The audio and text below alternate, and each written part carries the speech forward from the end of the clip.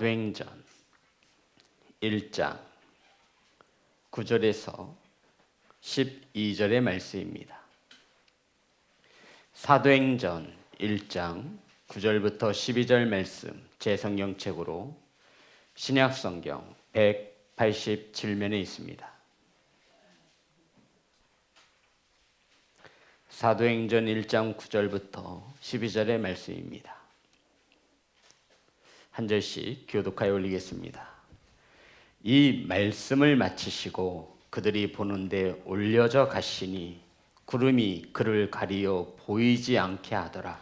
올라가실 때 제자들이 자세히 하늘을 쳐다보고 있는데 흰옷 입은 두 사람이 그들 곁에 서서 이르되 갈릴리 사람들아 어찌하여 서서 하늘을 쳐다보느냐. 너희 가운데서 하늘로 올려지신 이 예수는 하늘로 가심을 본 그대로 오시리라 하였느니라. 제자들이 감라원이라 하는 산으로부터 예루살렘에 돌아오니 이 산은 예루살렘에서 가까워 안식일에 가기 알맞은 길이라. 아멘. 기도하겠습니다. 은혜로우신 하나님, 이 시간 말씀을 선포합니다. 사람의 생각이 세상의 언어가 섞이지 않게 하시고 온전히 하나님의 말씀만이 바르게 선포되어질 수 있도록 성령께서 일하여 주시옵소서. 사랑하는 성도님들 말씀을 받습니다. 사람의 말로 받지 않으며 하나님의 음성으로 받을 수 있도록 저희들에게 살아 역사하시는 하나님을 경외할 수 있는 믿음을 더하여 주옵소서. 예수님의 이름으로 기도드렸습니다. 아멘. 앞으로 인사 나누겠습니다. 사랑합니다. 축복합니다. 오늘 함께 은혜 나누실 말씀의 제목은 본 그대로 오시리라. 따라하겠습니다. 본 그대로 오시리라. 주님께서는 하늘로 올라가시기 전 마지막으로 제자들에게 오직 성령이 너희에게 임하시면 너희가 권능을 받고 예루살렘과 온 유대와 사마리아와 땅끝까지 이르러 내 증인이 되리라 마지막으로 말씀하셨습니다. 그리고는 오늘 본문 9절은 이렇게 시작합니다. 이 말씀을 마치시고, 이 말씀이 뭐냐면 유대와 사마리아와 땅끝까지 이르러 내 증인이 되라 하신 이 말씀을 말하는 것이지요. 오늘 본문은 예수님께서 하늘로 올라가시는 이 승천에 대한 사건을 기록하고 있습니다. 오늘 본문의 말씀입니다. 9절 말씀 다 같이 합독합니다. 시작. 이 말씀을 마치시고 그들이 보는데 올려져 가시니 구름이 그를 가리어 보이지 않게 하더라. 성도 여러분, 우리 9절과 다시 한번 우리 11절 다 같이 합독합니다. 시작. 이르되 갈릴리 사람들아 어찌하여 서서 하늘을 쳐다보느냐. 너희 가운데서 하늘로 올려지신 이 예수는 하늘로 가심을 본 그대로 오시리라 하였느니라. 아멘. 9절 말씀을 보면 그들이 보는데 올려져 가시니라고 성경은 기록하고 있습니다. 그리고 11절 보면 너희 가운데서 하늘로 올려지신 예수는 이렇게 기록되어 있습니다. 성도 여러분 맞지요? 그냥 예수님께서 하늘로 올라가셨다라고 성경에 기록해도 별로 큰 무리가 없습니다. 그런데 이 누가는 예수 그리스도가 하늘로 올라가심을 기록하면서 이렇게 기록하고 있는 거예요. 누군가가 예수 그리스도를 하늘로 올리셨음을 기록하고 있는 겁니다. 우리가 이것을 수동태로 기록하고 있다라고 말을 해요. 능동태로 기록하지 않고 예수님께서 올라가셨습니다. 예수님께서 하늘로 올라가셨습니다. 이렇게 기록하지 아니하고 성경에 보니까 올려져 가시니 누가 받들어서 올려져 갔음을 설명하고 있는 거고요. 11절에 보면 너희 가운데서 하늘로 올려지신 이 예수는 하늘로 누군가로부터 올려지셨음을 말씀하고 있는 거예요. 예수 그리스도 스스로 하늘로 올라가실 수 있음을 기록한 것이 아니라 누군가에 의해서 예수님이 땅에서 하늘로 올라가고 있음을 설명하고 있는 것입니다. 누가 예수 그리스도를 하늘로 올리시고 있는 거예요? 그렇죠. 성도 여러분, 이 성경은 이 사도행전에서 이 말씀을 우리가 놓치면 절대로 이 사도행전에 앞으로 기록되어질 말씀을 우리가 바르게 가져갈 수 없습니다. 우리가 성경을 이해하는데 굉장히 중요한 말씀입니다. 누가 있냐고요? 물으면 누가 있다라는 거죠? 하나님이 하셨다라는 거예요. 그래서 기록하기를 올려져 가시니 올려지신 어떠한 것에 수동태로 쓰여졌음을 잘 알고 있습니다. 누군가의 손에 빌려서 누군가의 힘으로써 내 자의가 아니라 내 힘으로써가 아니라 누군가로부터 올려져 가고 있음을 설명하고 있는 거예요.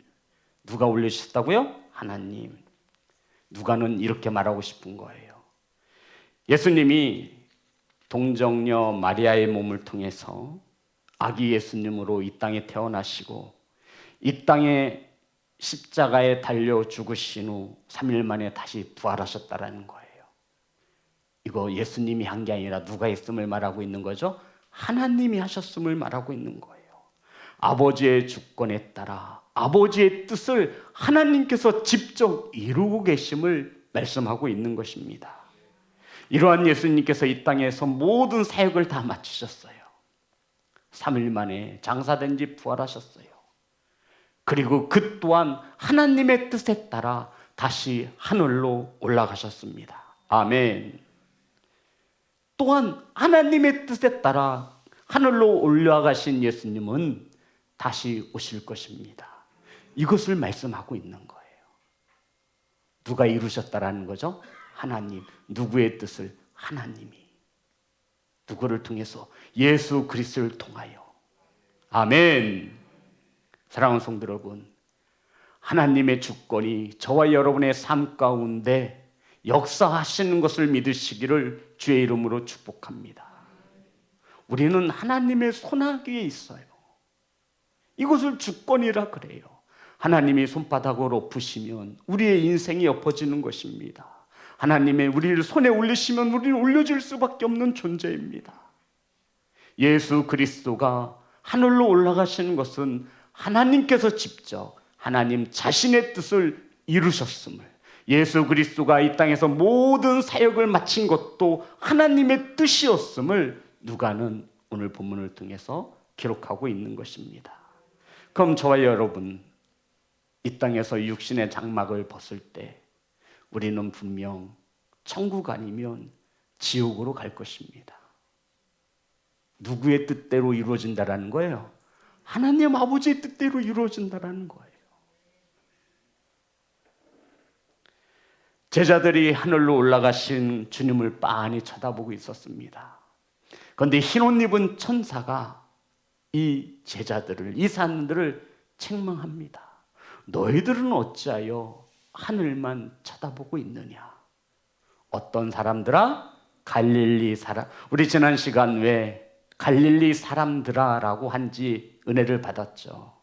왜 제자들아라고 말하지 아니하고 왜 사도들이라 말하지 아니하고 갈릴리 사람들이라 말하고 있는 거죠? 아직 성령을 받지 못했기 때문에.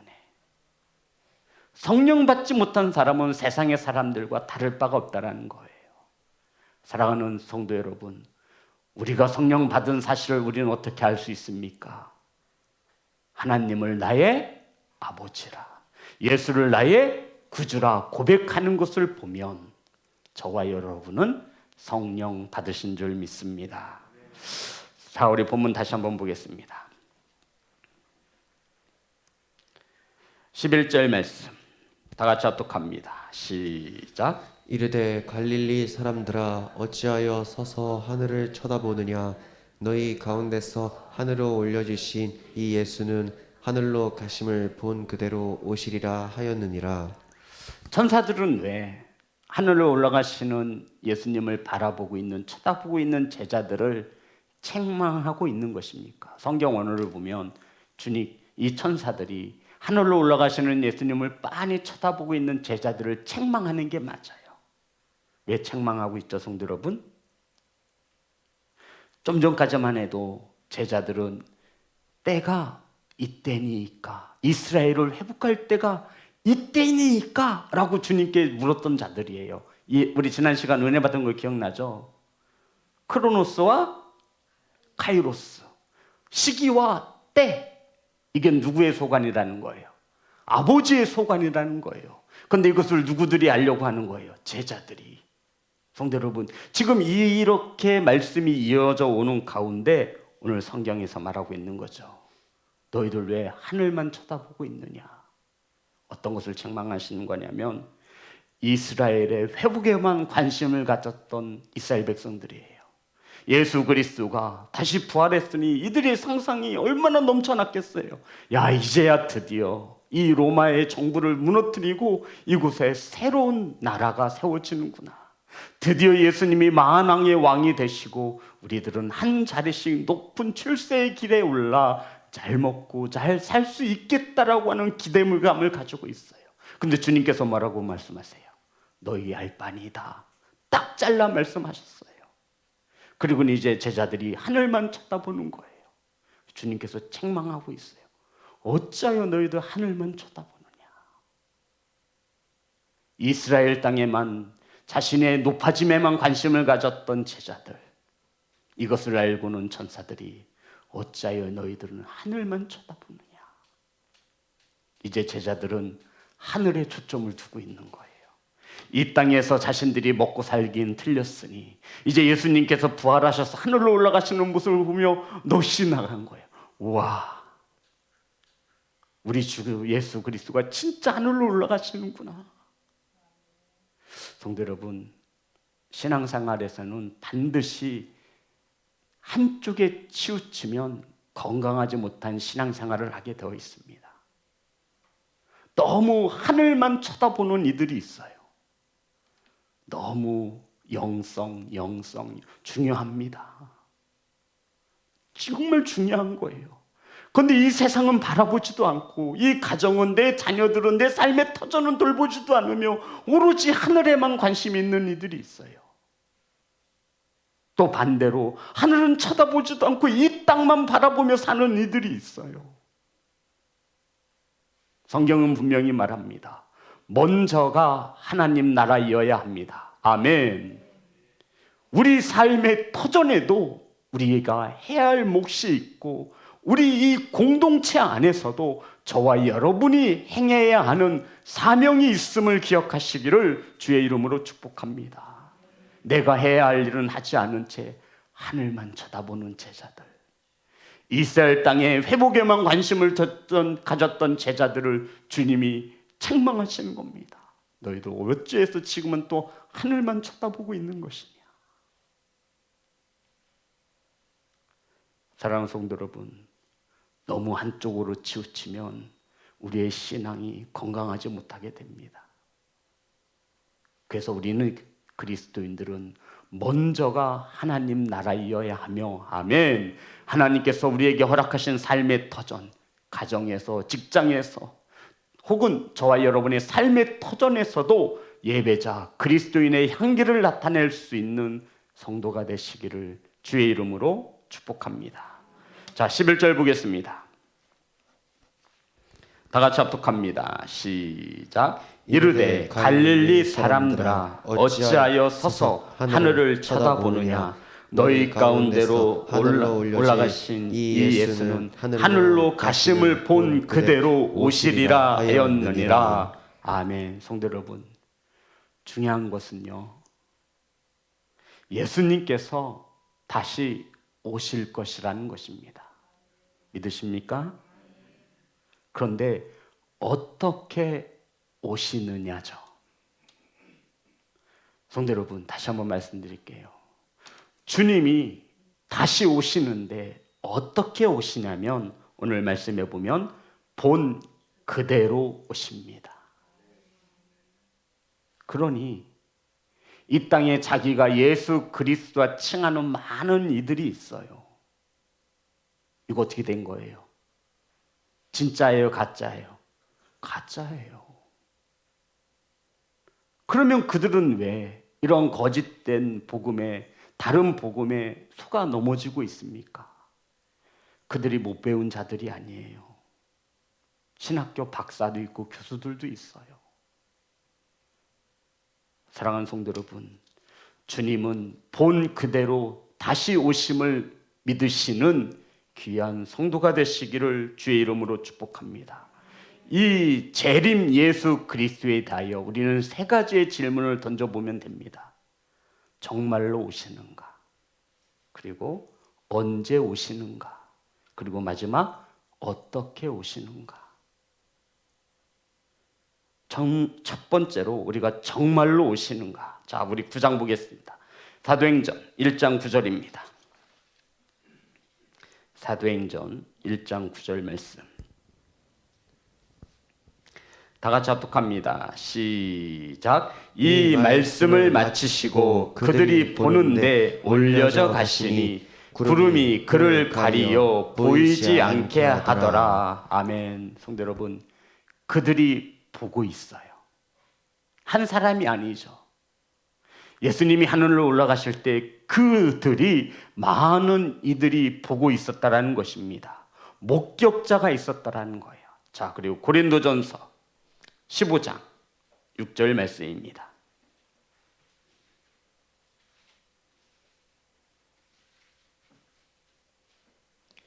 고린도전서 15장 6절 다 같이 합독합니다.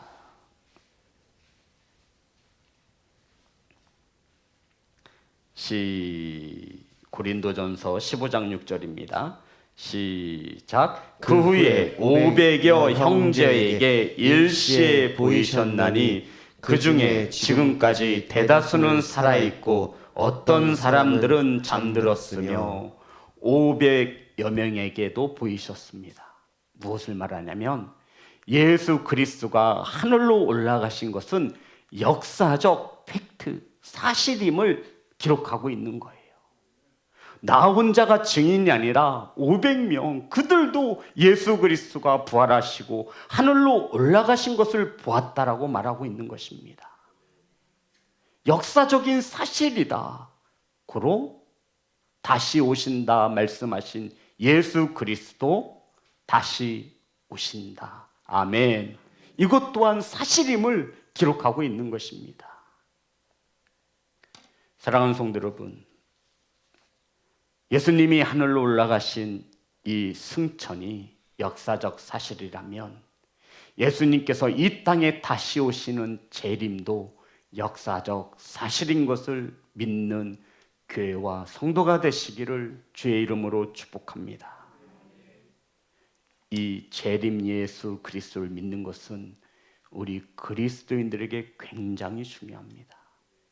그런데 우리가 재림 예수 그러면 일단 우리가 뭘 쓰고 봐요? 색안경을 끼고 봐요. 왜요?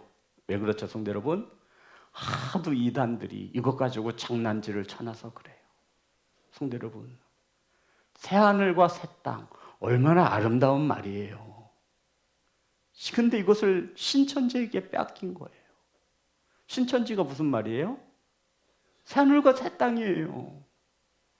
그런데 우리들이 깨어있지 못하여 이 좋은 하나님의 나라의 복음을 다른 사람들에게 빼앗긴 것입니다. 예수님이 다시 오신다 약속하신 이 또한 역사적으로 이루어질 실제적인 사건인 것을 우리는 믿습니다.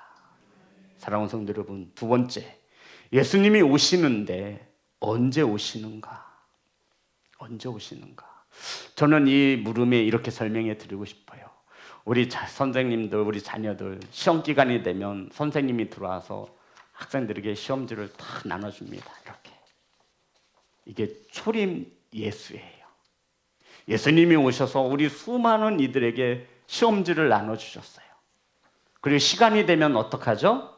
시험지를 다시 걷어요. 이게 바로 재림 예수예요. 쉽게 말씀을 드린 거예요. 그 시험지를 거두었으면 어떻게 해요? 무엇을 하죠? 채점을 매깁니다. 예. 예수 그리스도가 이 땅에 다시 오실 때에는 시험지를 거두시는, 결국 저와 여러분이 심은 대로 거두게 하시는 심판주로서 오시게 됩니다. 아멘. 시험지를 나누어 주셨으니 주님이 반드시 오시는데 그때 나누어진 시험지를 다시 거두십니다. 그리고 그 성적에 따라 우리가 이 땅에서 행한 대로 갚으시는 하나님이신 줄 믿습니다. 노아의 시대에 하나님은 노아에게 인류를 심판할 것을 말씀하셨습니다. 하나님께서 노아에게 이 죄악이 넘쳐나는 이 세상을 무엇으로 심판하신다 말씀하시죠? 홍수입니다. 그런데 노아의 시대 사람들은 이 노아의 말에 귀 기울이지 않았습니다. 날씨가 이렇게 좋은데 무슨 홍수가 나서 망하겠어. 성경은 그때의 상황을 말합니다. 시집가고 장가가고 먹고 살았다라고 말합니다. 성도 여러분, 먹고 마시며 시집가고 장가가는 것이 죄악입니까? 대답해 보세요. 죄예요? 아니에요. 단지 이렇게 기록하고 있는 것은 노아의 시대에 먹고 마시며 시집가고 장가갔다라고 기록하고 있는 것은 그들의 삶 속에 영생, 천국에 대한, 하나님에 대한 것은 없었음을 말하고 있는 거예요. 그들은 오로지 먹고 마시며 이 땅에서 시집가고 장가가고 이것이 죄악된 일이 아니라 그들의 삶 가운데 하나님 나라의 기대와 소망이 없었음을 말하고 있는 것입니다. 그런데 오직 한 사람, 당대 완전한 자였던 노아가 하나님의 말씀을 믿은 거예요. 성도 여러분, 믿은 거예요. 이것을 히브리서를 찾아보면 이 노아의 믿음을 이렇게 기록하고 있습니다. 히브리서 11장 7절입니다. 히브리서 11장 7절. 다 같이 합독합니다. 시작. 믿음으로 노아는 아직 보이지 않는 일에 경고하심을 받아 경외함으로 방주를 준비하며 그 집을 구원하였으니 이로 말미암아 세상을 정죄하고 믿음을 따르는 의의 상속자가 되었느니라. 아멘. 보십시오. 믿음으로 노아는 아직 보이지 않는 일에 경고하심을 받아. 하나님께서 홍수가 있다라고 하셨는데 아직 나타나지 않았어요. 그런데 그 경고하심 말씀을 받아 경외함으로 무엇을 준비해요? 방주를 준비하여. 중요한 것은 경외함으로 따라합니다. 경외함으로. 성도 여러분, 정말 예수 그리스도가 이 땅에 다시 오심을 믿으십니까? 아직 나타나지 않았어요. 보여주지 않았어요. 그러면 저와 여러분의 삶은 어떠해야 하냐면 어떠해야 돼요? 경외함으로 준비하는 삶이어야 해요. 이게 그리스도인의 삶입니다. 경외가 뭐예요? 우리 성도들 다 아시죠? 이제 귀에 딱지가 않도록 말씀드렸어요. 두렵고 떨림으로 하나님을 사랑하는 겁니다. 하나님은 우리가 무서워서 하나님을 사랑하길 원하지 않으세요. 하나님은 뭐 그렇게 무서운 하나님이세요? 그런데 하나님이 우리 마음대로 우리가 사랑하는 거예요. 하나님은 그것 또한 원치 않으세요. 우리가 얼마나 내 마음대로 하나님을 사랑했습니까? 내 사랑은 환경에 따라 바뀌는 사랑이잖아요. 내 사랑은 시간에 따라 바뀌는 사랑이잖아요. 내 사랑은 하나님이 늘 언제나 우선순위가 아닌 적도 많아요. 내 사랑은 수많은 변명과 핑계로 그 사랑이 사랑이라 말할 때도 너무나 많았습니다. 하나님은 그런 사랑을 원치 않으세요. 그래서 말씀하시는 거예요. 너희들 나를 사랑하는데 너희들의 생각과 방법대로 사랑하지 말고 나를 경외함으로 사랑해라. 우습게 여기지 말고 두렵고 떨림으로 나를 좀 사랑해 다오. 이게 뭐예요? 경외인 것입니다. 노아가 하나님을 경외함으로 방주를 준비한 것입니다. 그래, 하나님은 언젠가 반드시 이 말씀을 이루실 거야. 사랑하는 예배자 여러분, 예수 그리스도는 반드시 오심을 믿는 교회와 성도가 되시기를 주의 이름으로 축복합니다. 이것을 믿지 않는 수많은 세상 사람들은 하나님을 경외하며 살지 않습니다. 세상 사람들과 저와 여러분의 큰 차이가 있다면 하나님을 경외하느냐, 무섭고 두려워하느냐, 하나님을 사랑하느냐, 이 차이에 있는 것입니다. 사랑하는 예배자 여러분, 예수님의 다시 오심을 믿으십니까? 그렇다면 우리는 경외함으로 그날을 준비할 수 있는 교회와 성도이기를 간절히 소망합니다. 노아는 경외함으로 방주를 준비했습니다. 저와 여러분도 경외함으로 하나님의 나라를 준비하는 교회와 성도가 되시기를 주의 이름으로 축복합니다. 성경에 보면 에녹이라고 하는 인물이 있습니다. 에녹은 365년을 살았는데 성경에 보니 300년 동안은 하나님을 경외하며 살았다라고, 하나님과 동행하며 살았다라고 말합니다. 그럼 몇 년은 동행하지 않았다라는 거죠? 65년. 에녹이 365살까지 살다 죽었어요. 근데 성경에 보니까 에녹이 300년 동안 하나님을 경외하며 하나님과 동행하며 살았답니다. 이 말인즉슨 65년은 자기 마음대로 살았다라는 것이죠. 그러면 성도 여러분, 하나님과 동행하지 않은 이 에녹의 65년의 삶, 왜 갑자기 에녹은 65년이 지난 후 300년 동안 하나님과 동행하는 삶을 살았을까요? 창세기 5장 21절과 22절입니다.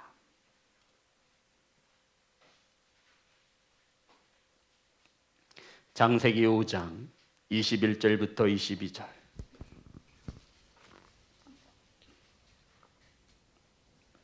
다 같이 합독합니다. 시작. 에녹은 65세에 무드셀라를 낳았고 무드셀라를 낳은 후 300년을 하나님과 동행하며 자녀들을 낳았으며, 에녹의 인생은 무드셀라를 낳기 전과 후로 나뉘어지는 것을 볼 수 있습니다.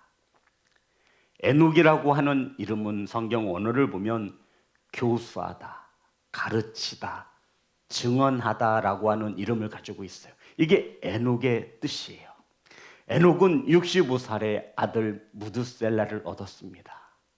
이때부터 아들에게 교수하는 거예요. 증언하는 거예요. 가르치는 거예요. 무엇을 가르쳤을까요? 하나님에 대해서 가르쳤어요.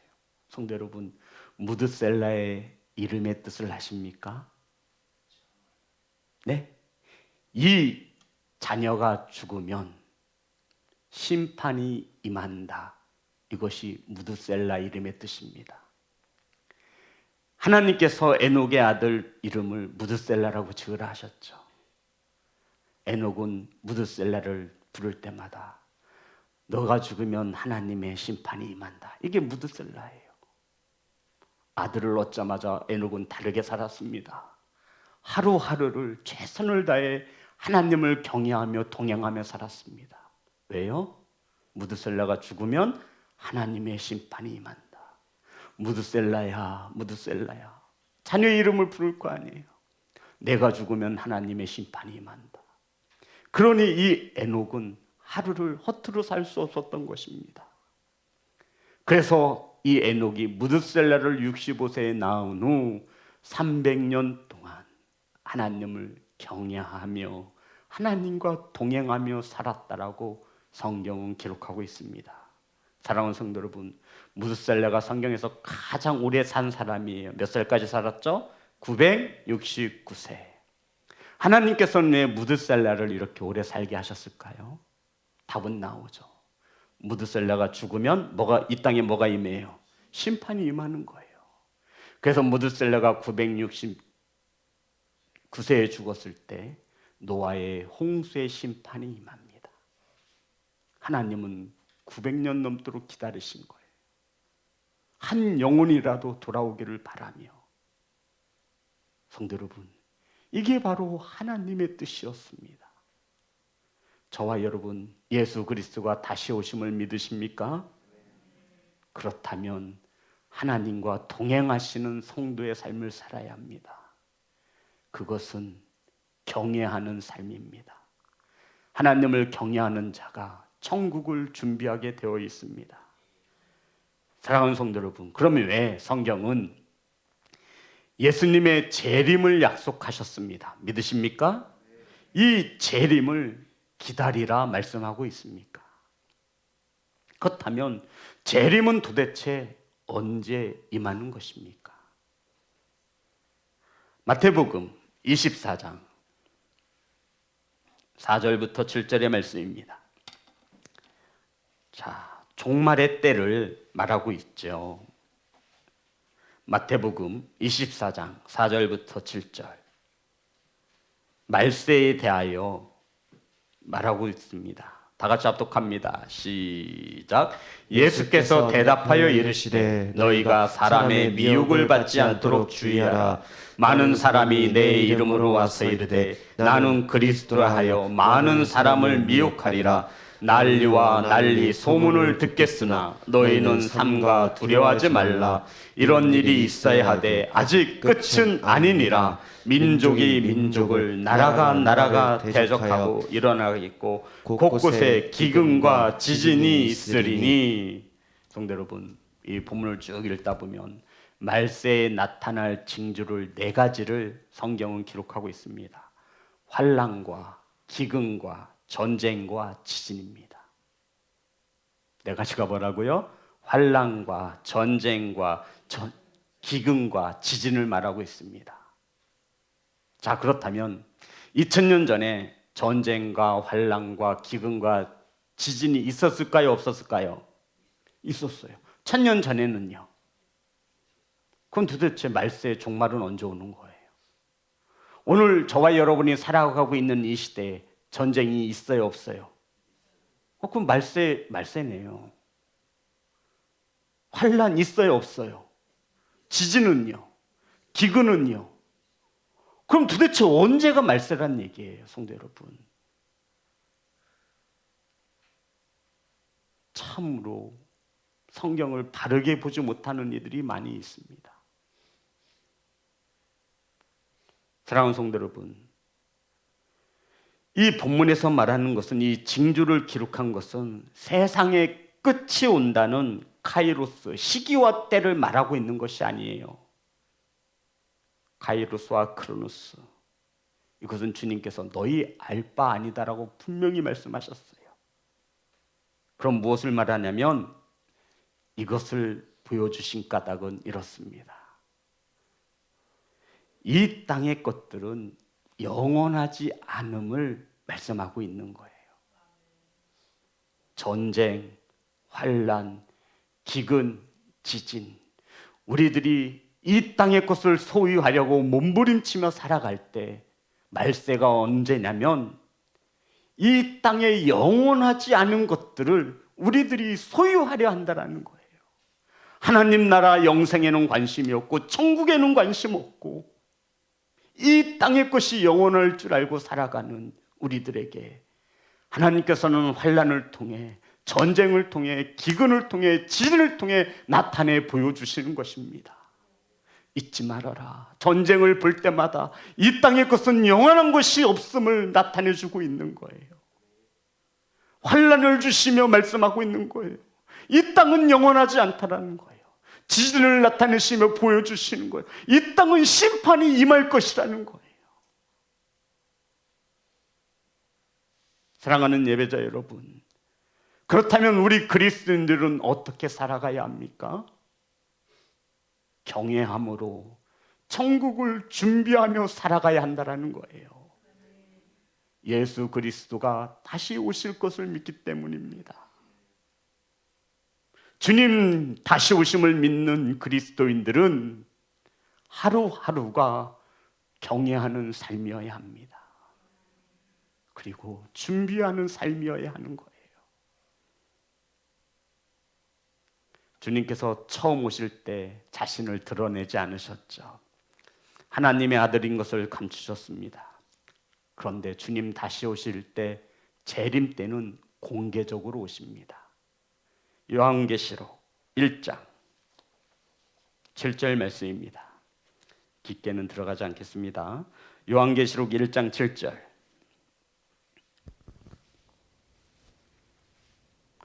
다 같이 합독합니다. 시작. 볼지어다 그가 구름을 타고 오시리라. 각 사람의 눈이 그를 보겠고 그를 찌른 자들도 볼 것이요 땅에 있는 모든 족속이 그로 말미암아 애곡하려니 그리하리라. 아멘. 중요한 것이 두 개가 있는데 이 요한계시록 1장 7장에서 각 사람의 눈이 그를 보겠고, 그가 누구예요? 예수 그리스도. 공개적으로 오신다라는 거예요.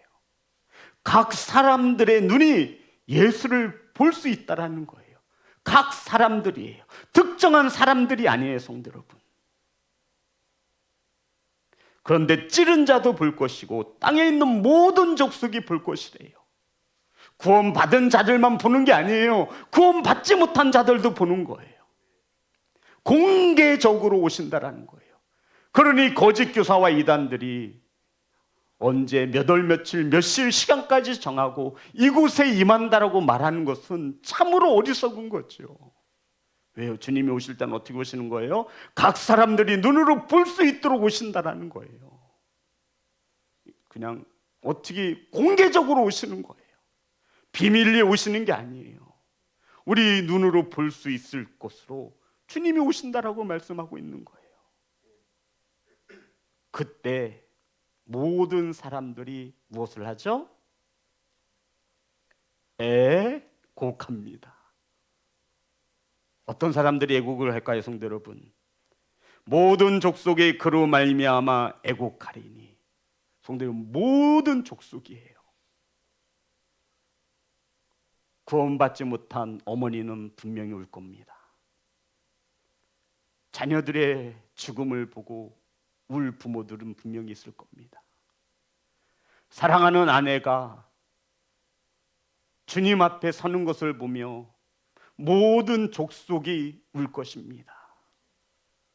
한편에서는 두려워 떨어서 울 것이고 한편에서는 감격의 눈물을 흘리며 울 것입니다. 우리 성도님들은 주님이 다시 오실 때 어느 편에 서셔서 애국하시겠습니까? 성도 여러분, 이 말씀은요, 저와 여러분의 심장을 후벼 파야 합니다. 내 사랑하는 아내, 내 사랑하는 가족, 내 사랑하는 자녀, 부모, 형제, 주님 재림이 믿어지지 않으면 이 말씀은 그냥 지나가고 말아요. 뭐 오면 오는 거고 말면 마는 거지. 아무런 감흥이 없습니다.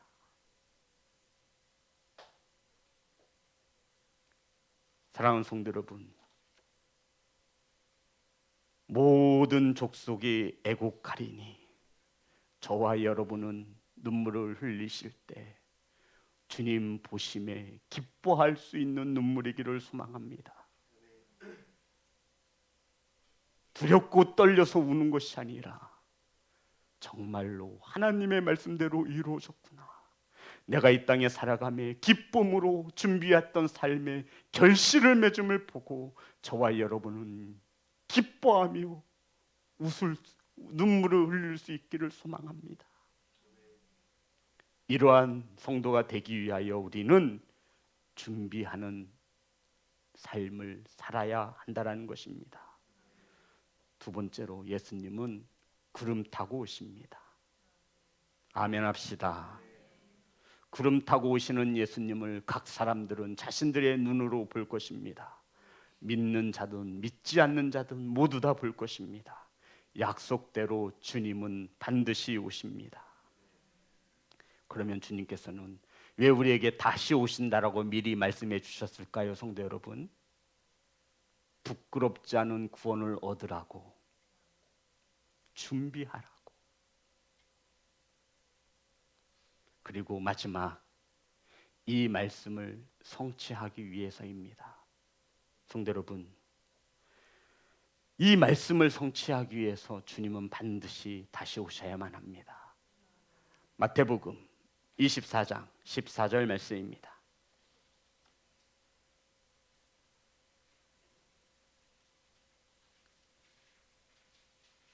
마태복음 24장 14절.